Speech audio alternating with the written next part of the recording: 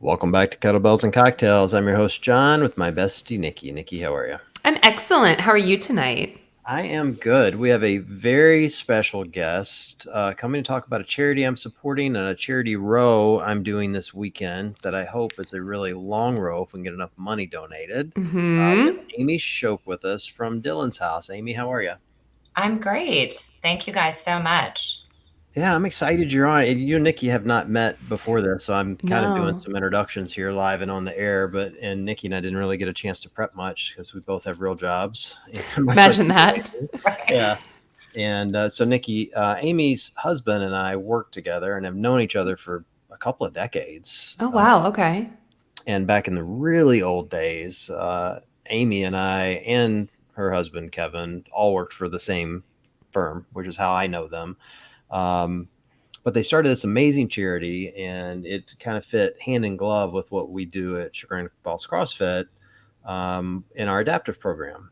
And we have so many athletes in that group that are autistic, and they've started this amazing charity to support you know families and individuals that are autistic, and it just seemed like a kind of a perfect opportunity to help them and to kind of lift up the athletes in our gym, and they agreed to let us do it. And so I wanted to have her on to talk a little bit about the event we're doing this weekend and hear about the charity and all the good stuff. So Okay. I am made of questions. I Are thought you you would. ready? I thought you would be. Okay, I great. am ready. Okay, perfect. So first of all, before we get into the details of the event this weekend, I would love to know just about Dylan's House in general. What is the organization? What does it do? And what sort of sparked you, Amy, to found it? Did you start it? Yes, yes, Yeah. my husband and I did. So we have two children. We have a daughter who just finished her freshman year of college. Ooh, congrats. And, Congrats. That's a oh, big right? deal. Yes, a big deal. She's back home. Woo. Hmm. And we have a son, Dylan, who's 22, who has autism. And he is on the more severe end. I mean, he's a sweetheart. I hate using that word, but he's pretty intense. So when he lived at home, it was like war zone kind of all the time. I mean, we laugh about a lot of things. We all have a good sense of humor because you have to. But he did transition out of our home when he was 17, and he went to live in a supported living situation, which a lot of people refer to as a group home, even myself at times. So I get corrected. So really heart wrenching as a mom. He was my 24/7, took care of him as you would a toddler, even when he was 17. So when he moved out, it was a really hard adjustment, but he actually did really well. And 2 years ago, my husband and I bought him his own home. He does not live by himself. He never will. He has 24/7 care, but it's about 8 minutes away from us. Previously, he was like 25 minutes away. So we bought him this house. He's doing great. He talks in the third person, which is really funny. So when he moved out, the only way he could like understand is he would say, I have to go to Dylan's house. I don't live at mom and dad's house, which would like make me cry, but it was good. So it's always been like, yes, Betty, you live at Dylan's house. So flash forward, our daughter went away to college. We're empty nesters. What are we going to do with our lives besides our full-time jobs? And I was just joking around one night over like a cocktail, like we should start a nonprofit so we could help other families. And we did. It was a lot more work than we thought. It just pretty much hit the ground in October of 2022, and it's been full speed ahead. So our goal and our mission is housing for adolescents and young adults with autism, families that are living how we lived, barely surviving. A lot of people don't talk about that side of autism, the flipping the furniture and punching holes in the wall and, the aggression and the things that people don't like to talk about. But there's parents out there taking care of 20 and 30-year-olds, like they're still 2 and 3 years old.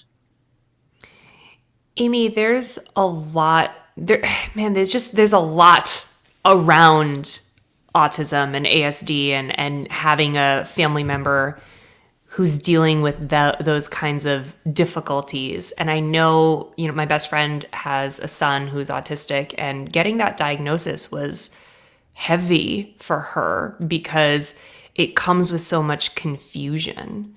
And I think that families don't, they just don't know. They don't know. Some don't know what it is to begin. Some don't know what the rest of their lives are going to look like, and sometimes they're handed, diagnoses from doctors or specialists who say your kid, will never be normal, basically. And I feel like that's just a lot for families to comprehend. So when you talk about wanting to help families, yes, with a living situation, I feel like there's a lot more in there that you're helping families with on the soul, like emotional understanding side of things too.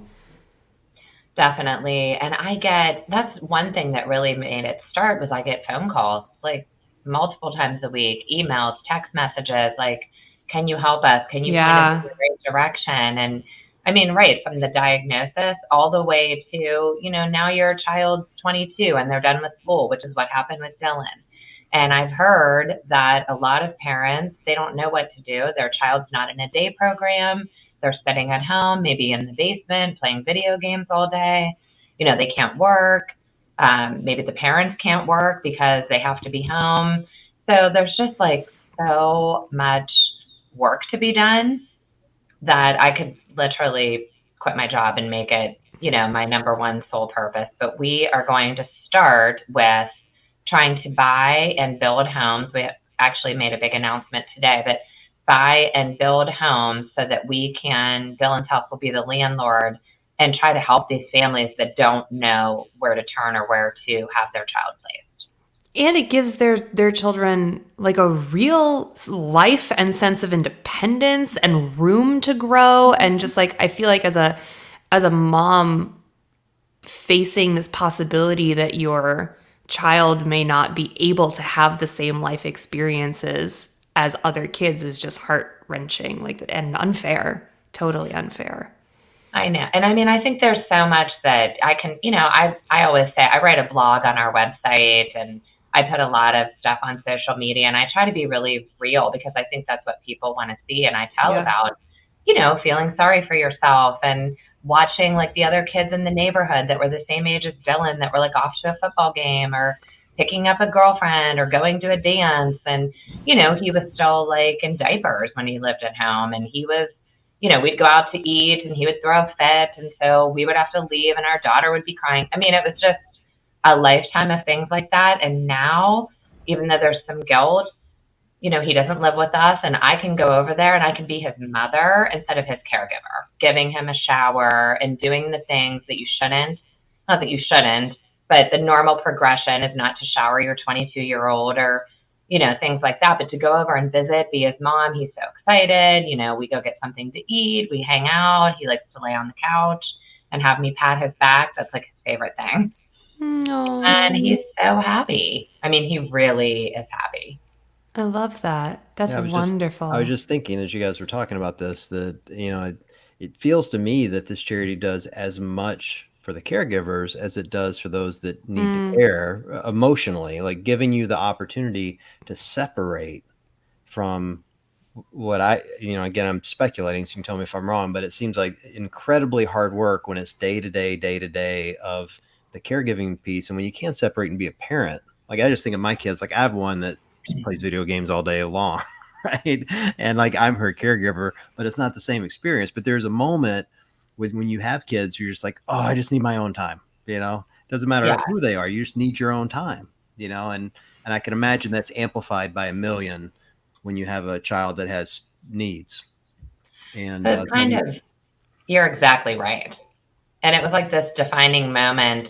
I can remember when Dylan was probably like 16, exactly. Like you get home from work, even though with kids it's always busy, but you want to at least have dinner or at some point like sit down on the couch with your husband or wife, have a conversation. And it just never happened. It was always like literal war zone and he didn't sleep. And even when you thought he was asleep, he's back up, which you deal with when you have babies and even toddlers. But like when a 16-year-old is not sleeping through the night and running downstairs. And my husband just said to me at one point, like, I just can't keep doing this.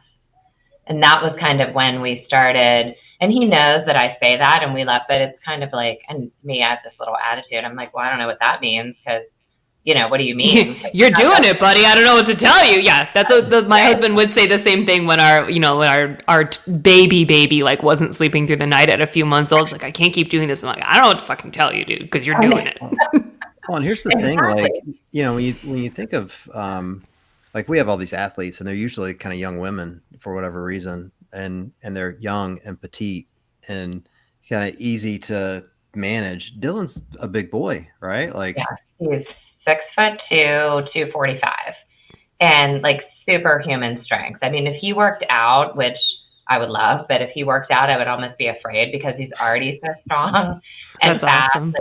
And he just doesn't understand safety issues. So he'll say, a perfect example, he visits us I see him every other day, but he comes to our home on Sundays. We actually sold the house where we lived and raised the kids because he just could not understand that he wasn't moving back in every time he came over to visit. So now he has a clear cut, like mom and dad's house, because he's never lived there, and Dylan's house. So he comes to visit, we go for a walk, and I always say, what do we do before we cross the street? And he says, we look both ways. But he's like running across this, like he really doesn't look both ways. He just has learned that that's what like he should say. So even Interesting. at 22, there's a lot of like safety issues. He'll always have a one-on-one caregiver with him. Got it. well, and I think that's what's amazing about this charity is that, you guys are not only investing in those that need care, but the caregivers. And that Yeah, was, I think, what really drew me to it initially was the thought of, how compassionate that is and just kind of the total package of what that will do for these families over time.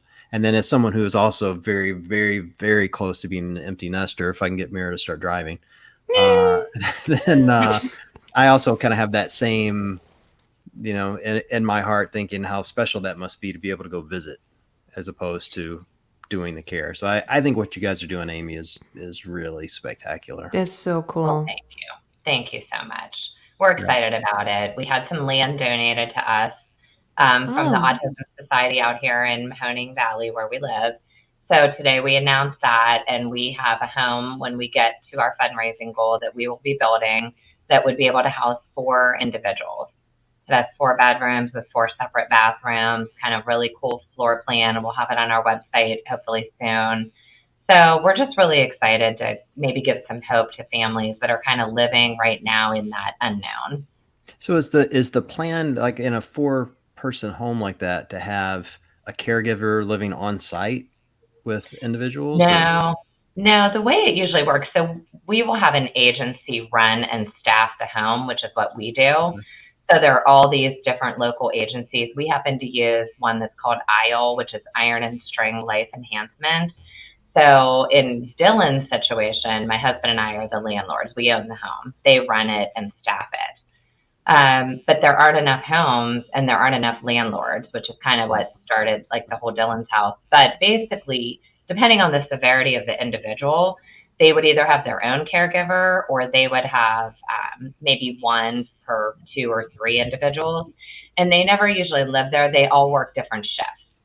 So, like for Dylan, somebody works 10 p.m. to 7 a.m., somebody else comes at 7 in the morning. So they have it staffed with different shifts. That's amazing. Very, I very love Yeah, cool. it. that's And like I cool. said, I think I said this before, but I love that it gives the individuals more room to grow because sometimes we don't even know what people are capable of until they're put in new situations. And then, the abilities and the understanding level and the interest and excitement, I mean, it can all change because they're given the opportunity to live a more independent lifestyle. It's so cool. I know. It is really neat to see. Dylan has completely, I mean, obviously he's gotten older, but the changes in 5 years have been unbelievable. I mean, just, Great. he has a garden, even though he says he doesn't like to water it. I have to force him, but he loves it. And, I mean, just simple things like, and who doesn't want their own house, Yes, with of course. windows and, backyard. So it's great.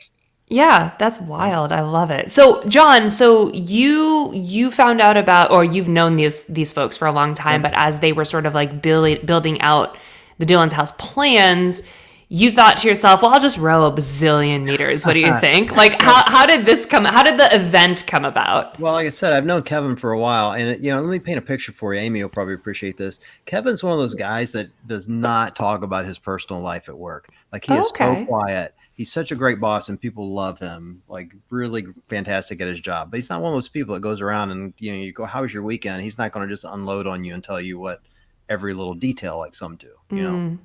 And so when they launched this charity, I saw it on LinkedIn. And because he's so reserved normally, I'm like, man, if I ever get a chance to help, I'm going to. Because he's the rare person that doesn't raise his hand and go, hey, look at what I'm doing. And so when we were talking at the gym about, we try to do charitable work, several times a year, really kind of once a quarter. Um, and we were talking about, what's the next thing we want to do.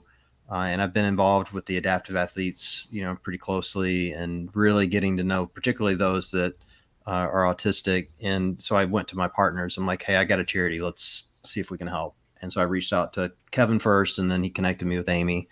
And, we kind of settled on, hey, I think we can raise money if people want to punish me. Right. Yes, And so love I'm like, it. all right, I'll row for dollars. And, you donate $1 and I'll row a meter for every dollar you do up into a full marathon, which if anyone's ever rowed a full marathon, which I have, it's brutal. It is not fun. Um, and so that's kind of the plan is that, I've got a link set up in my bio. So it'll be on our Instagram page and my Instagram page as well. It's a GoFundMe um, link, and I'll put it in the show notes for people to see as well if they want to donate. And it connects directly to the charity.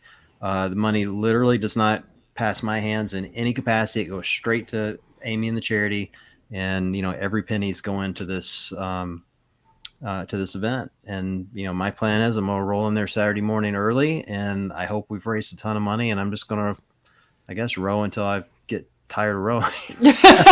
Row until the dollars run out. Yeah, pretty much. So we'll live stream it that morning. If I remember right, we'll start at 7:30 is when the live Okay. stream will start, and just hopefully people will continue to donate even while I'm rowing, and I'll just stay on there until we're done. And Heck yeah. yeah, so that's the plan. I hope people come in and throw dollar bills at you.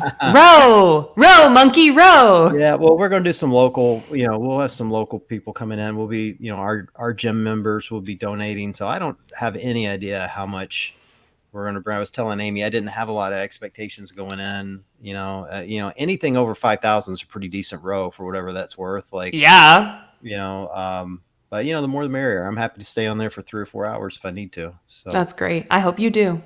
hmm. I do and I I don't. No offense to the charity. It's like I've done a full marathon row before, and I'm like, I know what my butt will feel the day afterwards, and I'm like, I'm not sure I want to feel that again, but I'm Do you willing. put something on the seat, like a No, yoga mat or whatever on the no, seat? I'm using the assault rower, which is actually worse, but the Oh seat is no. far better. Okay. So the only part I really worry about in a long row are feet and hands. That's what starts to Yeah, hurt for over sure. time, but it'll be fine. I'm not worried about it. And Kevin and Amy are going to come out, and they'll get a chance to see the gym and interact with the members. It'll be fun. Good That's times. awesome. we're really So excited. and it's this Saturday? This Saturday. Yep. Oof. It's coming up, John. You better get limber. Oh Let's yeah, go. the day after Cinco de Mayo, I was thinking back on it, going, "Man, thank God I'm not really drinking these days. Otherwise, I'd be really mad at myself." But Yeah, Cinco de Drinko and then a real long run that would, or row rather, or run for either either way. one, That would be terrible. it would be pretty bad. Yeah. So I'll let Kevin and Amy have margaritas for me. How about There that? you go. That'd be I fun. think we probably will not because, just to be in full support of you. Okay, Oh, there how you go. sweet. Wow, that is dedication. I Love it. love it. Love it. Well, If people want to learn more about Dylan's house or check out your blog, like follow the story, where can they go? Definitely. So our website is dylanshouse.org. Pretty simple. And we are on Facebook and Instagram. Instagram is This Is Dylan's House. And then Facebook is just Dylan's House. So I Great. put the blog on the website. I try to do one every couple weeks and a lot of stories on our Facebook page. So we would Awesome. love it if anyone wants to check it out. And we appreciate so much you guys taking the time to let us share a little bit of our story. Of course. yep, anytime. Well, Amy, thank you for joining us. Thank Tell you. tell Kev I said hi. I've actually haven't run into him recently, so I haven't seen him in a hot minute, but I'm sure I'll I'll see him tell him. soon. All right. Well, We can't thanks for wait to watch. joining, and I will see you on Saturday. Okay, sounds good. All Nice right. to meet you, Nikki. Likewise. Thanks, All Amy. right. Thanks, Thank Amy. you. See Bye ya. now. Bye. I'm so excited for you, John. It's going to be really great. Well, yeah, probably. I mean, I it's going to be fun. I like to row. I'm a good rower, You so are a good rower. I say that humbly. But I've done it before, and it won't be a huge mess. But I'm most excited to actually get to raise some money for charity, and Yeah, for sure. particularly something that's not like super CrossFit centric feels better. I don't know why that is.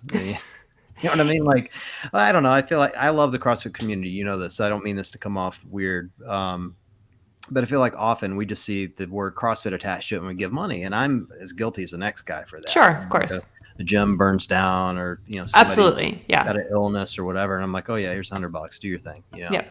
Um, just because I want to support the community. But this was, for me, felt a little more special because it's local.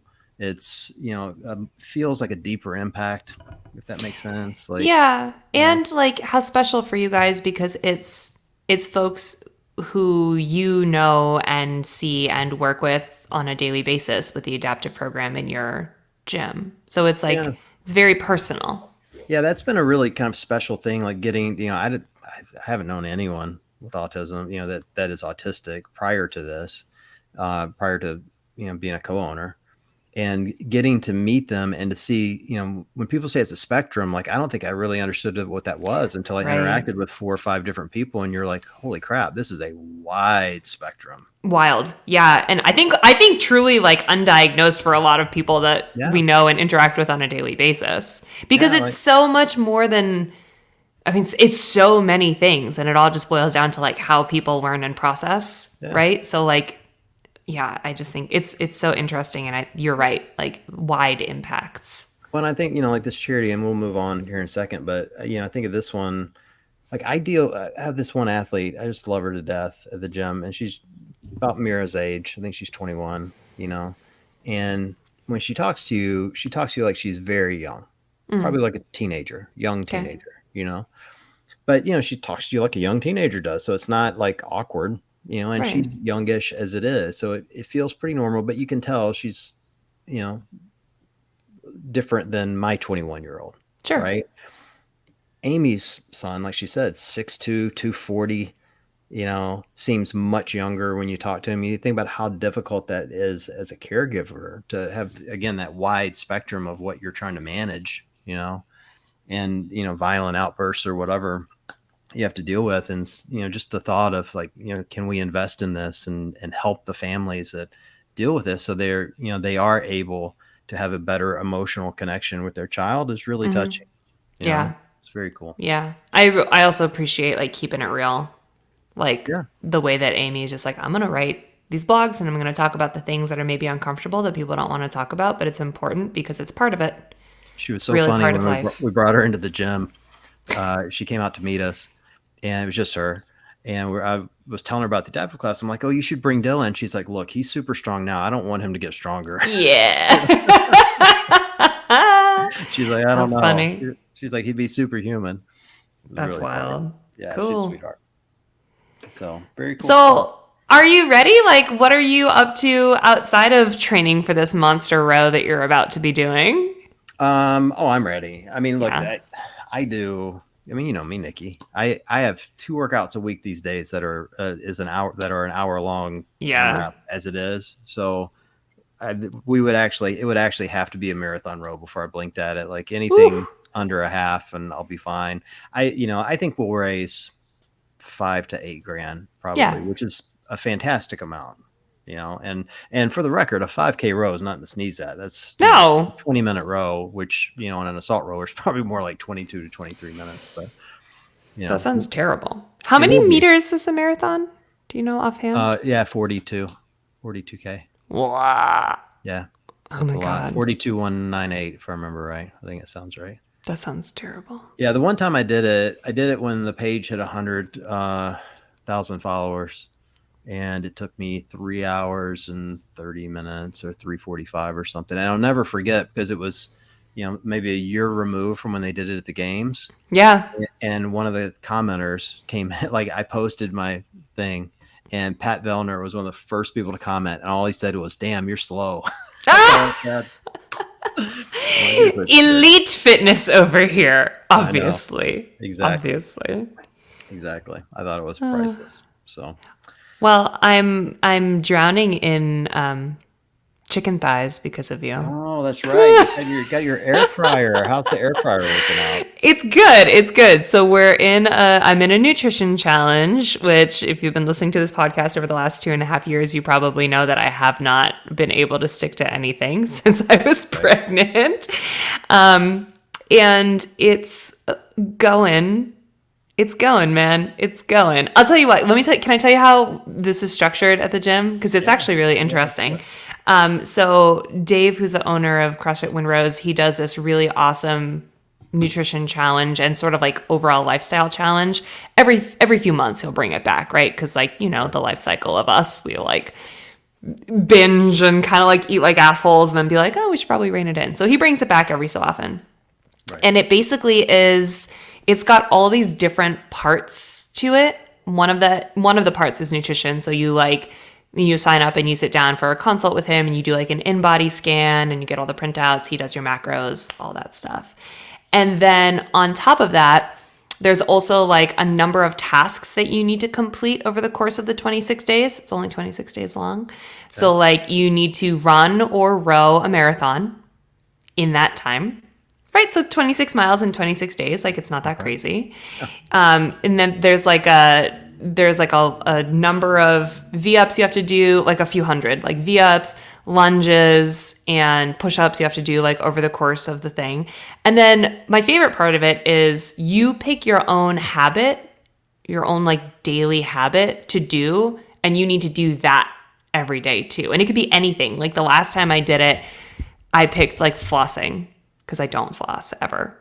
And like I needed to. And it like forced me to floss. And like his example was like he wanted to read like 30 pages of a book every day. So it doesn't have to be fitness related. So it's really just kind of this overall reset and I've been really enjoying it. I bought a posture corrector on Amazon. It's like a harness that I wear. I know, I should have worn it on this podcast. It's like a harness and I'm like, it like pulls your shoulders back. I'm gonna fix my posture, John. I'm gonna do it. Okay. And that's been my daily habit. I've been wearing it for 10 minutes a day. Nice. Yeah. So Get like a man girdle for your husband while you're at it. I should get a leash to put on the Perfect. posture corrector so he can walk me around. But anyway, so all that to say, it's been okay. I've been sticking to it mostly for the most part. I didn't weigh or measure any of my food today, but that was just a fluke. It's been pretty good. Please wear the posture corrector when you're at semis and asking questions. And no one can see this on the on the audio, but your shoulders be all pulled back. So, Justin, let me ask you a question. Hey, Matt said I look nice with my shoulders pulled back. He said I look taller. I'm sure you look great. But thank God for you because like it's just been so long since I've given two shits about my nutrition that I like didn't know what to do, what to eat, how to whatever. And your recommendation on the bone broth, number one, has saved me. You should like put like links in your bio because people will want to know. Shit, I know. You could get an Amazon affiliate link. Yeah, maybe. Maybe. Anyway, that bone broth, that collagen bone broth is delicious, needs salt, but has saved me. And your air fryer chicken thigh recipe. I have eaten nothing but chicken thighs for the last 2 weeks. I do sweet potatoes in there too. I do. Here's something I did this week that was new. Dice up a sweet potato, tablespoon of olive oil, barely, like just enough. Cut up an apple. Okay. Put it in with it and air fry them all together, same time. So good. Oh, it's so good. It's just fried sweet potato and apple? And then you mix in your chicken thighs. Oh, okay. I'm here for that. Chicken, so it's like sweet potato hash. It's so good. Oh my God, it's so good. Oh, I love that. Okay. It's easy because again, like kind of around the weighing and measuring thing, I'll go get one small sweet potato. Right. So it's not like, I don't know, it's like the size of your fist, you get a small sweet potato. So I don't have to spend a lot of time worrying about, am I measuring out a cup or a cup and a half, or how many grams is this? I get a small sweet potato. It's, I just think of, EC from 800-gram challenge. I'm like, a sweet Right. potato is great. Like, it's, nothing wrong with eating the whole thing. Yeah. You're And same fine. for apples. Like, you can't show me anyone that's gotten fat eating apples. Like, it just doesn't Right. happen. Right. And it's a great side item. It's perfect. I love that. Recipes with John. We should make a So new easy. segment. So easy. I love Yeah, I that. love that little air fryer, man. I love it. It's great for salmon too. So, okay, my only problem is that the bottom of the air fryer like tray thing, Hmm. it's so hard to clean. And I just fear that if I put salmon on it, it'll be like looking and smelling like salmon for the rest of my life. Oh, mine hasn't had that problem at all. Really? Yeah, not even a little. I have the janky Target one. Maybe I need a Yeah, better one. maybe that's the problem. Maybe I'll ask for an air fryer for Mother's Day so I can keep making food for everyone. Perfect. That's What a do good you call. think? I love the air Oh, fryer. It's great. speaking of putting things in your mouth hole, Oh, let's do it. do you want to talk about Airwave? Are we? Yeah. Oh, okay. We're still doing that? Okay. Did you love that segue? I did. I did. You have to take the airwave out when you're eating chicken thighs, but it's great for everything else. Or could you do it at the same time? I guess you We could. should. I'm we going to have should to wear my probably airwave stick in to the row this. this weekend. I'm sorry. We Yeah. should probably stick to the script that Airwave gave us and not be like, Mm, you can wear Airwave and eat chicken thighs. Rewind. You should wear it this weekend on the row I should. because it'll help you not hit a wall. True. This is true.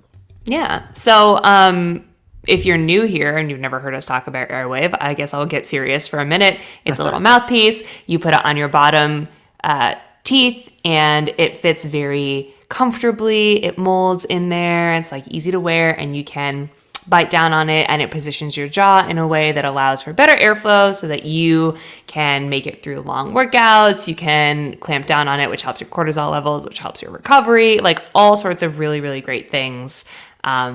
And it's comfortable, and don't wear it while you eat chicken thighs. You know what blows me away about Airwave? This is just real talk. What?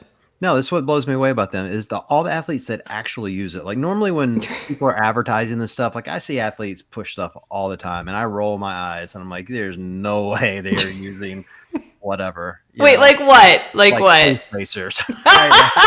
I see those. No, things and I'm like, hashtag not sponsored by not Toast sponsored. They did Pacers. not pay for that slam. I just, I see that and like that was put together by a foot fetish guy who just wants foot pics. That's all it is. But I see Potentially. Airwave because apparently nobody has a tooth fetish, and Because teeth are gross. yeah, but like Froning has used it on the competition floor. James Sprague used like I'm constantly seeing pics of Sprague, and they're not ads. It's just him working out with this Yeah. thing in his mouth. My doctor who I train with all the time, constantly he's constantly having to pull it out to talk to me. Yep. Because I'm talking all the time. And Yeah. I'm amazed at how many people like really swear by this thing. Well, even the scientist who helped develop it was like brought on basically to disprove it. And she was like, there's no way this works. And then she was like, nah, fam, this works. She doesn't talk like that at all. If you can go back and listen to the episode we did a million years ago with Dr. Dina Gardner, she's wonderful. But anyway, all that to say, you should probably try one. And if you want to use our code, it's KC10, and that's airwave.com, AIRWAAV. Put it in your mouth hole. Patent pending TM. I'm impressed that you can remember her name because you're lucky I remember yours. That's amazing. fair. I loved her. I thought she was so great. And she has like basically no idea about CrossFit. She's just like the science of jaws and air and lung capacity and all that stuff. So I thought she was wonderful. I'm glad your food challenge is going well. I had a weird moment this morning. So like when I'm doing these things, my daily, what'd you call it? Daily habit. Daily habit is stepping on the scale every day. Tell me about that. I do this 7 days a week, sometimes 2 times a day even. And it's not Like an a pre-poop and a post-poop way. always post. Always poop. Okay. Always. That is Got a it. pro move. Got it. Do you strip down naked every time? Hell yeah. Okay, Not that's to what I do poop. too. Not to poop. Oh, not to, are you sure? Yeah, no, Oh no, my no. God, I have a really funny picture of Hunter pooping on the potty naked, just like buck ass naked. I have to send it to you. He's pooping on the potty twice. Oh, some people do that though. Some people strip down all the way to poop. Nobody does that. Yes, they do. No way. They That do. cannot be a thing. Here's a true story. Here's a true story, Nikki. I don't want to get fired for this. We had this I'm guy that worked with nervous. us. We had this guy that worked with us. I no names, no places. We're not disclosing anything, so I'm not in trouble here. Okay. But I get a call, and they're like, "Hey, John, this employee is going in the bathroom with his girlfriend, and we don't know what to do with it." And I'm like during work, they're like, "Yeah." No. I'm like, "Well, we got to talk to him about it." And so what turns out is he had hurt himself. He had a bad shoulder or something. I forget where he was injured. And apparently, he can only poop naked. Get the fuck out. So she would come and help him get undressed so he could poop. That was the story we got. That So is the biggest bold faced lie I I'm just, have ever heard. I'm just telling you, Ever. this is the story I was given. That's the story I was given. So some people do. I don't. But anyway, you got to do the post poop weigh in. Okay, Anyway, anyway, so you've been weighing in every day. yeah. And so here's the power in weighing in every single day is you learn uh, if you're, you know, kind of crazy ADHD like me and track this sort of thing, you really start to figure out what makes your weight swing because your weight will swing as many as 3 to 4 pounds sometimes when you haven't actually gained weight or lost Right. that weight just based off of what you've eaten, you Right. know, and it brings a lot of power into what you're prepping for the day of really understanding what Ooh. salt does to your body. It helps me understand what those bone broths do, you know, because they're higher in sodium in some cases. Um, you know, and I start to figure out, well, if I eat this, so like here's an example. When I eat chicken and rice, my weight will fluctuate higher than I eat chicken and sweet potatoes. Okay. A denser carb, maybe, Rice is rice? more inflammatory. Got it. Basically, that's it. You know, Hmm. I also will find that my weight is higher on Monday than it is on Wednesday because on Sunday I do ridiculous workouts and my whole body's probably inflamed by Yeah. Monday morning, but by Wednesday my body's calmed down and my weight's dropped back, even though my Mm-hmm. diet hasn't changed over that time frame, you know. Yeah. That's So interesting. I used to find that when I was doing RP and also training for like marathon, half marathon, whatever, that like after a long run on a weekend, I would be really, I would be bloated the next morning, right, which is crazy because you think like lots of cardio or a long workout makes you leaner. And it yeah, does, but it's all like the numbers yeah. don't necessarily show it. So I feel it brings a lot of power in understanding what's really going on in your body. But here's the point of the story: is like I had this moment. I was down in the basement, so I had to get up early to work out, and did a 40-minute AMRAP, all cardio this morning. Hmm. And so I was really sweaty and gross, and I was a little bit late for work. Wasn't late yet, but I knew I would be if I didn't get moving. And I said to myself out loud, "Man, I got to get my fat ass moving." And Hmm. then I immediately thought, man, I would not let anyone, and I mean anyone, talk to me that way, Yeah. except for me. Mm-hmm. And I went and took a selfie with my shirt off, swear to God, because I'm like, I work too hard to sit here and beat myself up over my mental image thinking, oh, you're a big fat ass today. And then I stood in the mirror and I flexed really hard until I could see abs and I felt better, There you you know, go. but it's just a weird moment, very weird moment. I think there's a lot of there's something really important about that. Why would you talk to yourself if in a way that you would not let anyone else talk to you or about you? And it's not always necessarily about your body or your motivation. It could be anything. It could be, those moments where you're like, "Oh God, I can't believe I messed that up. I'm so stupid." Like, Yeah. no, it's really difficult to see the shift and to make the change, and the fact that you like stopped and identified it and made the change is really powerful, I think, for your brain, because we all really need to retrain ourselves to actually love ourselves. It's hard, man. It's It's very really hard. hard. I've been working on this a lot lately. It's tough. Like, I'm in this new mindset. I'm like, I'm kind of an empty nester or getting there Mm-hmm. real close. Mm-hmm. And I'm like, I can be anything I want to be now. Hmm. Anything. It's time to reinvent, Now it doesn't mean I'm gonna, so I'm having a midlife crisis. It's basically what I'm That's saying. basically what you're saying. Got it. Went and bought the Jeep, Yeah. trying to get really fit, but yeah, I mean, I think that's part of it is like, I'm trying to shift that mental mindset. Like I've always been that way Yeah. of beating myself up over the little things. I'm like, can I start celebrating the things I'm good at, Yeah. or just start recognizing that even if I'm not good at some of these things, I work really hard. Yeah. Yeah, I mean, I really, I'm saying this kind of humbly, but I train 6 days a week, Yeah. You're crushing and it. and literally track everything I'm eating, and that's a lot of work. And I'm not looking for others to tell me how awesome I am, but I'm looking for myself to recognize that that's effort, and I think that's important. And it's just a change in mindset. And Yeah. as I've been doing that, I'm finding that my moods are more linear, Hmm. level, than these wild swings that I feel like I've had in the past. And maybe that's a combination of better sleep, more sunlight, better nutrition, no alcohol, Mm. all Mm. of those things I think contribute. But I think the mind piece of it is contributing every bit as much as kind of the physical exercise, diet, sleep thing. Okay, so let me ask you a question. Mm-hmm. You find a lot of like power and control in the data, in the stepping on a scale and the weighing and measuring your food and the understanding how things are affecting your body because training is important to you. Is there ever any of that that you feel like is like where, let me rephrase.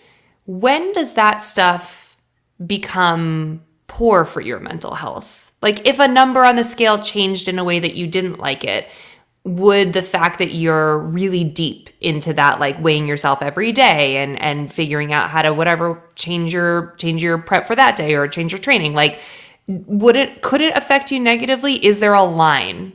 Well, it's interesting you asked that because I kind of had that moment this week, Okay. or maybe it was last week. I'm actually the opposite. I don't have emotions over a weight change if I'm checking the scale every day. It's when I skip checking the scale and Oh, I that's don't, interesting. So like I had a moment where I'm like, oh, I don't want to weigh today. And I stopped myself. I'm like, no, you have to.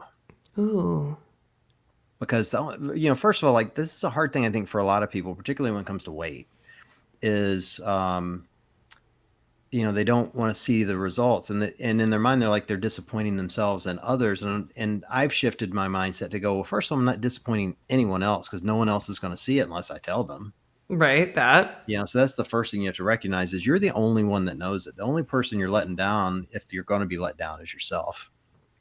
And for me, it's the power of knowing where you are so you can either address it that day or just say, okay, that's where I'm at. I'm okay with that today. Okay. you know and it's when I skip that day, then I lose that data. I don't know what happened, Oh, it's interesting. right? Because the space of time is too much, and it only takes one time of skipping. This, again, this is for me. So my advice to people would be, you don't have to do it every day like me, but I do think you need some sort of regular cadence, once a Hmm. week, once every 2 weeks, on a very specific day that you're going back at that same time. So for me, it's as soon as I roll out of bed every morning, right out of bed, that's when I check it. That's interesting. I think that there can be a slippery slope for people when it comes to like food goals, Oh weight yeah, goals, for sure. training goals. And I haven't actually ever really heard it that way where like sometimes it can be like an obsession, right? Like an Mhm. obsession with the numbers or an obsession with feeling a certain way or training a certain way. I haven't ever really heard an obsession with like getting the data and not and missing it, like when where usually it's the weigh-in where people are like, oh my god, I could never. It's I've never heard the missing a Right. weigh-in as Well, the I think everyone knows this, but I'm gonna say out loud, I'm not a nutritionist, right? deal. I mean, so, this is just how I'm treating it for me. I'm not advising anyone else to go do this. But I do think part of the reason why it's important is as you address nutrition, your body adjusts to what you're doing with nutrition and what you're eating today. So let's just, as an example, I ate a lot of chicken and rice, a god awful amount of chicken and rice, right? And as you do that over time, your body will adjust to that, and you'll quit losing weight, or you'll quit, it'll quit doing whatever. Um, you're still getting the nutrition, but your body adapts. That's my point. Yeah. And you may get subtle body changes that you don't notice. And so collecting that data, I think, is important. And then I think you should collect other things with, like, a tape measure would be a good example. For me, like, here was my moment today. I'm sitting at about between 178 and 180 pounds, depending on Okay. the time of day, right? Now, my weight for years was 170. And at that weight, that would be my thinnest. I put on my jeans this morning, put my belt on, and literally pulled it to the tightest hole in the belt that I've pulled it to in years. But I Mm-hmm. weigh 8 to 10 pounds more than I did at the time that hole was punched into this belt. My body's changed that much. So now, and so I was immediately like, holy crap, my goal weight isn't 172 or 173 anymore. It's probably right where I'm at. Mm-hmm. I need to go check my body fat percentage. So I got to get on the phone with Jen and Tom and go, hey, I got to come use the stupid, whatever the scale's called. The And like in body yeah, thing. the InBody scan, Yeah. and find out my body fat percentage, because my brain thinks I'm chubby when in reality the tape measure is going, dude, you're skinny as F. Like, do something about it. So my point to all that is I just think there's a lot of power in the data of really understanding what's going on with your body and helping you make changes as you go, and feel empowered that even if you're not where you are, you're working on it. That Yeah. I love that because I don't think I think that there's man, I could talk for not one episode, I could talk for 10 episodes about like just how difficult it is to be in these bodies and in this society these days, and how, man, don't even get me started just about what we think we should look like and what we should look like and what society tells us, and everyone's pushing all sorts of different agendas, and I wish we could all just be just be and be happy and love ourselves the way that we are for whatever, but at the same time, like, having goals is great, and people have Yeah. performance goals and aesthetic goals and data goals, and that's also fine. It's like it's a lot to pair all the things that you want and want to be and want to do with how difficult it can be mentally to maintain positive self-talk Right. and not be influenced by all the other things in and around you that say that you should or shouldn't look a certain way, because everything says all the things all the time. It's like, well, John, you should be skinny because skinny is Right. great. And it's like, well, John, actually you should be thicker because men should be whatever. And it's like, actually you're too short, by the way. And did you even Right. notice that you're bald? That's ridiculous. Like, that's so stupid. Like, it's just so hard. So I commend you for having goals and for sticking to them and for finding a way mentally to balance like the difficulties of all of that and find what works for you. That's great. I think you're doing great. Well, it's just interesting. Like, as I've been, kind of going down this journey, I've been talking about it a lot in my story and on the page, Mm-hmm. whatever. And I'm noticing other people that are either reaching out to me and mentioning that this is their same struggle. It isn't the losing the weight or the nutrition challenges or the diet itself. It's the mental piece that comes with it. That's the hard part Mm. of still feel, regardless of wherever they are in their goal, and mentally, they still have these breakdowns. And Yeah. as their body's changing, they're not comfortable with those changes. I was talking to this girl the other day, this woman, and she's an amazing athlete and smoking hot, I might add. And that's important to the story Got because it. she said someone asked her in her Q&A what was her biggest insecurity, and she said her muscles. And I'm sitting there Oh, going, looking at her going, holy crap, like, you're gorgeous. yeah. And in her mind, she's got this doing the same thing I'm doing, which Mm-hmm. is going, well, I don't like this piece of me, Right. or I'm insecure about this part of me. And so, it really jumped out at me that, man, it doesn't matter who you are. Like, we all battle these demons, Mm-hmm. and everyone's are slightly different, so just don't, judge where other people are. It's just like, it's kind of what the right word is. I guess it's just, it's not very kind to, you know, point out these things to people when, they're struggling with it. Yeah. So Yeah. Just be nice. Just everyone be nice. everybody I know be it's nice. hard. I know it's hard. It's hard. Imagine not taking the time out of your day to shit on someone else. Be That's nice the to internet. yourself. That's the hard part, though. Be Or nice to yourself. yourself. Yes, Yeah, I be nice to know. yourself. You No, know. you're totally right. You're totally right. So yeah, it's been a fun week. Fun week in my head. Yeah. Yeah. I feel that. I feel that. It's tough, man. Like it's my old job, one of my old bosses used to sometimes just say like, it's hard being a human. It Yeah. just is these days. I bet you'll relate to this. I'd be curious on your take on it because part of like this, all this nutrition stuff I've been focused on and getting fitter and doing the workouts and everything else revolves around knowing I'm going to be at semis in a couple of weeks, taking a lot of photos. Mm-hmm.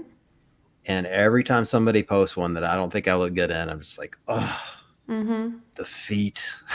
you know. Yeah. But Yeah. but those are random photos. You got to actually pose. Like Yeah. you're gonna be on camera a lot. You deal with that in any Oh capacity? my God. Yeah, of course. You know how to look really unfit? Stand directly next to the fittest people on earth. Yeah. Well. That's great. I'll tell you this. Like motherhood is really humbling. And my perception of myself and my body has changed a lot in the last, 2.5 years, basically. Hunter will be 2 in August, and it's kind of really started when I was pregnant, which is really ironic because part of the reason I didn't want kids for so long and didn't want to get pregnant for so long was because I didn't want my body to change, because I have to work really hard to be relatively fit. Like it's not in my genetic makeup to be lean and muscular. So part of thinking I didn't want kids was like, I don't know if I want to do that. Like I'm working really hard just to maintain a semi okay look naked. And it's really tough to give over your body to another human or the process of making another human. So, but what's interesting is since then, like I'm wildly insecure about lots of parts of my body and my composition because it's not the way that it was and it might never be again. But I'm also at the very exact same time so much more okay with my shape and my capabilities because of what I've been through. So it's a weird dichotomy where like I do always look ahead at those events and say like, okay, I do want to lean out a little bit, or I want to clean up my diet, or I want to do something to make sure that look good, feel good is a thing. And I would like to like look good and feel good and be confident about my work and my appearance at the same time. But the fact that I have struggled a lot in the last 2.5 years to regain any sort of control over my nutrition or training, and that leads to composition and aesthetics. I've really struggled, and part of the struggling is not caring as much. No, well, that helps. And some days I do. Some days I look at myself in the mirror and I am like close to tears because I don't look the way that I once did. And that is really hard to accept.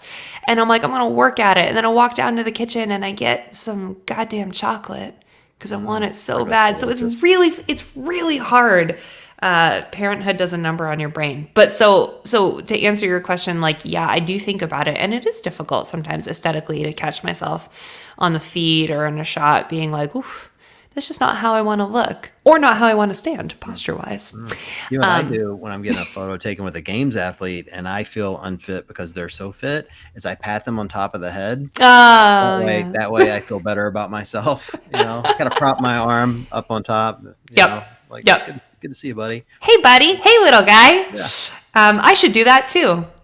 I actually have a photo. I should send it to you. I should use it for the show pic of me and Alex Smith at Wadapalooza a couple of years ago. And that asshole walking around with the shirt off because I don't think he even owns one. Nah. He's got like his 12 pack, and I'm just standing there like a jerk next to him. No one even notices I'm in the picture because he just looks gorgeous, like totally shredded and ripped, and I'm just a schlub next to him. I'm like, bro, what are you doing? Put a shirt on. Like We should use the word schlub more often. Schlub's a great word. Schlub's a great word. Love that. So many words I try to work into my vocabulary. Twat's another one I'd like to use more often. That's a good one. Love. Yes. Love twat. Yeah. That's a really good one. Taint also, if you could work some that's a more good one taint too. in there. Yeah. Taint and grundle interchangeably. Both excellent words. They all work. Yeah. So are you excited about semis? I am. I'm super excited. I'm super nervous. And I'm excited. It'll be great. You'll be in California. It'll be sunny and beautiful, and I can't wait. I am like totally in sheer panic mode about leaving the family. Mm. I know I need to do it, but I had like stress dreams about it the other night. I had stress Yeah. dreams that I was like traveling on a plane that was never going to land. Yeah. I'm there. My anxiety is like, hello, Sounds like I'm, it. I'm here. Yeah. I'm My, excited. I haven't been doing a lot of fun stuff around here lately. It's just a lot of training, a lot of work, and I'm like, I'm gonna go have fun in Florida. That's yeah. my goal. I'm just literally going to have fun. I'm not working. I'm just hanging out with friends. Yeah. Gonna hit the scene, whatever the scene is in Orlando. I don't know what it is. Ooh, the Find it. scene. The scene, and yeah, it's gonna be it. It's gonna be fun. That'll be awesome. I'm sad we're not going to be at the same semi though. Oh, Wah, that wah. sucks. What's up with that? I know. Don't they know that they when they need to keep us together? Yeah, apparently not. Well, Apparently not. They were I too sup- busy laying off everybody. What the hell? I know. Crazy. We ain't got enough time to get into that. Plus, I know. I didn't even research to see who got laid off other than say it's very sad. I know. Yeah, it sucks. I think it's rough whenever that type of thing happens, and I feel really bad for anyone who's going through that because that's just really difficult scenario. At the same time, like I don't think there's much to research because I don't think that there's a lot of information out there about exactly what parts of the company have been restructured. I just think like we can't pretend to know what's going on in the inner workings of a private company like that. So, Yeah, I don't need to know. I was amused. I will say, without talking about the layoffs, I was amused by how many people were annoyed that that the community, and put that in quotes, didn't get more details on all these layoffs. I'm like, name any other I company know. that gives you the intimate details of who did and did. Like they just I like know. every company out there goes, hey, Ford just laid off 1,200 people. That's what you get. Like you get a press release and you're done, Right. Yeah. and you I move on. agree. I think that I'm same page. I think that's funny. And I think that it's funny that like anyone can pretend to understand what's happening inside of a business like that where they're like, "Well, a successful business never has layoffs." But that's actually not true because anytime like new management comes in, they're going to evaluate the structure of everything and be like, "Oh, look, we could save a lot of money this way or this is operating inefficiently or insert whatever other reason here." And it sucks because we're talking about real people and real lives and them like making money to put food on their table for their families, but at the same time like it, there are people who have a responsibility to the business efficiency as well. We just don't know what's going on in there. We just don't know. I think most any half smart person on the planet would believe Facebook's a pretty Meta is a pretty successful company. They've been laying people off for the last 18 months. And there's a you can give you a laundry list of companies like in a recession. This is what happens, and there's no company that's recession proof. Not a one. I shouldn't say that. I'm sure there's something, So but what should very we very few. do? What do we do, John? Give us advice. Should everyone be stacking cash under their mattresses for this recession? Um, No, I don't think. No, no, I wouldn't do that. First of all, I think banks are safe. I think clearly Really? yeah, there have been some bank failures, but I don't. That's some of those are just bad management. Like any other business, some of these banks were poorly run, Yeah. and shame on the consumers for not looking at the details to figure it out. Hmm. It's like, and it's not everyone's fault. I'm gonna get yelled at for that, but it's Yeah. true. Like you got to do the research on who you're dealing with. Like Yeah. but people often think, I'm in banking, so maybe I'm more passionate about this than I should be. But people often view banking as a right, and that these aren't real, companies. They're for-profit businesses like everybody else, and they're run by real people. And some of those real people are idiots. Yeah. They just are. Like, my company isn't, for the record, but Right. Right. but there are plenty that they just make mistakes. Like First Republic's a good example of one that just got swallowed by J.P. Morgan Chase over the weekend, and they were doing basically bad deals on loans to get wealthy people to bring them their money, and that's a bad bet. It's always a bad bet. Like it just is. And Yeah. and so no, I don't think you need to be stacking money in your mattresses. I think there are plenty of banks out there that are safe where you can put your money. I Okay. would tell people I'm not sure I'd be out unless you feel really confident you're in a secure job and there won't be any layoffs. I'm not sure I'd be out making crazy purchases for a while. And I think you're going to continue to see prices go up on things. Inflation is going to continue to go. So it's going to be tough for people for a while, but we'll pull through it. We always do. Yeah. It's not forever. Yeah. And we were having this debate with somebody today. They were like, They didn't want to do a mortgage because interest rates were astronomically high. Those were their words. I'm like, they're not astronomically high. They're not even close to a historical high.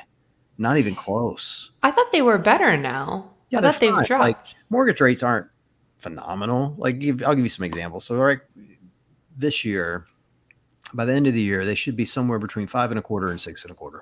That's again speculating. Total guess. I'm not in mortgage, but I do this a lot. Right. My personal mortgage rate is 3%. I was going to say that's, yeah. So, and I did that 7 years ago. But when I did my first mortgage back when I was a newlywed, it was like 11 or 12%. Mm-hmm. So even the highest rates now are half of what I was paying 20 years ago. But your home price was probably also half of what it would be Sure. nowadays. Yeah. But I'm just saying the interest rate portion of it, and Yeah. so, I think people just need to do some research and realize that, this isn't going to last forever. These aren't the worst rates we've ever seen. They are higher. So yeah, you should be thinking about how much you're spending, and home prices are going to be higher for a while. So a lot of people Mm-hmm. aren't going to be moving. It's Right. kind of that simple, but Yeah. It's up and down. yeah, it'll come through. The economy always does. So I have faith. I'm not sweating it. Money with John. That's our Money with next new John. segment. We have cooking with John and we have money with John. We can do all of that. I love that. Yeah, you don't take financial advice from me. Look behind me, Nikki. There's like 30 guitars back there. You're right. You're right. I clearly am an impulse buyer. I'm saying don't do impulse buys. And you look behind me, and there's like a $3,000 Gibson 335 on the wall. Well, hey, listen, if you ever hit hard times, you can just start selling off your guitars. I was just talking about that. That's the one thing about having a guitar collection is they hold their value as long as you take care of them, which I do. So if something happened to me, the girls could just sell them. And for anyone who Amazing. wants to rip my kids off, they know what they're worth. So Oh, I'm yeah. not gonna rip them off. But Your Jeep will also hold value. yeah, it will. Yeah. It will. See? And it makes me look cool. So It does make you look cool, and I'm eternally jealous. And I got rid of my Wrangler when I became a mom, and I'm like sad about it. Here's real talk. I was chatting with somebody, and I don't even remember who it was, but it was a woman, and I it was beautiful out, and I go, man, I really want to take the top off the Jeep Wrangler, and she goes, oh, you have a Jeep? Now she said just like that too. In the history of me owning Volkswagens, for the last decade, not a single person has ever said, oh, you're driving a Passat? What? Ooh, a Tiguan? No. For the record, I did say that I was jealous because the Tiguan's pretty badass. The Tiguan's awesome. Yeah. But not a single person, when you say that to and go, oh, let me take my panties off. Like, woohoo! It never happens. It never happens. But you're a VW guy? That's what I like to hear. Yeah, let me show you my VW. Yeah, Anyway, yeah. but yeah, they like the Jeep, I guess. So it's pretty fun. Who doesn't? It's fun. It's a fun Jeep. I like it. I like your midlife crisis Jeep. Oh, you want to know my next midlife crisis? You really like this. This my mom. If my mom sees this, she's going to lose her mind. I'm going to get a tattoo. Yay! Yeah, it's coming up very soon. What is it going to be? I'm not going to tell you on there. I'm going to make you wait and see it. Oh my God, I'm so excited. Do you have like an appointment? Yeah, I'm working on it. Hopefully this week. Dang. Is your first tattoo? Yeah. Oh my God, I'm so excited. It's going to be your face, Nikki. It's going to be. I'm ready. Make sure that you pick my lower back right there where the butterfly. Just a glorious tramp stamp of my face. I think that's exactly what you should do. I think you should get a tramp stamp. It's very empowering. Yeah, a little butterfly. Absolutely. Why wouldn't I? Why wouldn't you? Why wouldn't you? I fully support that. I feel like, did you know that Matt, oh my God, he would kill me, but he doesn't listen to the show, so it doesn't matter. Yeah, he won't care. So Matt is anti-tattoo, right? Mm-hmm. That's just like who he is. It's like how he was raised, whatever. Can appreciate tattoos, but he would never date a girl with tattoos. You have all the tattoos. Of course I do. And when we first started dating, he referred to me only as the tramp stamp. Nice. Yeah, not to my face. And then I think after a while, his friends were joking, like, how was your date with TS? And he was like, I don't think we can call her that anymore because I actually really like her. I'm gonna start the show that way from now on. Welcome to Kettlebells and Cocktails. I'm John with my bestie TS. Hey, listen, I love it. I actually find it a term of endearment. I love everything about my tramp stamp and what it stands for, where I was at in my life, the glory of the 90s and the 2000s and everything that they were. I love everything about it. It's actually probably still my favorite tattoo. Nice. Yeah. Well, I'm excited to get it. It's gonna be on my shoulder, right out here. Ooh, fun. I can't wait to see it. Yeah. Send me a hint. Okay, I will. I'll do that. Okay. All right. Well, this has been fun. Yeah. We haven't had a chance to just chat in a minute. This was nice. I know. Well, for everyone listening, you guys go out, hit the link in the bio or link in the show notes, donate to Dylan's house. Very cool group of people, helping a lot of people, and special to me. So if for nothing else, just do it because you love me. Yeah. Right. All right. Well, great seeing you, Nikki. I'm sure we'll catch up later in the week. And Okay. for everyone listening, love you guys, and we'll chat with you soon.